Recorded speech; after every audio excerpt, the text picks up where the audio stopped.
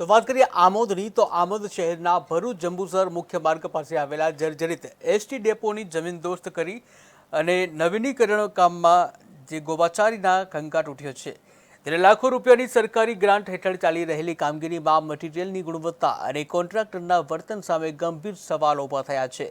મીડિયાકર્મીએ જ ઘરે આવી અને તપાસ કરતા એસ્ટિમેટ કોપી માંગતા કોન્ટ્રાક્ટરના પ્રતિનિધિ વિપુલે ઘૂસખોરીની ઓફર કરતા વિવાદ થયો।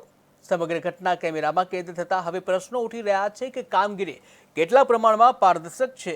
તેઓએ જણાવ્યું કે 4 મહિનાથી આજે આપું કાલે આપું કરવાના બહાને એસ્ટિમેટ છુપાવવામાં આવી રહી છે।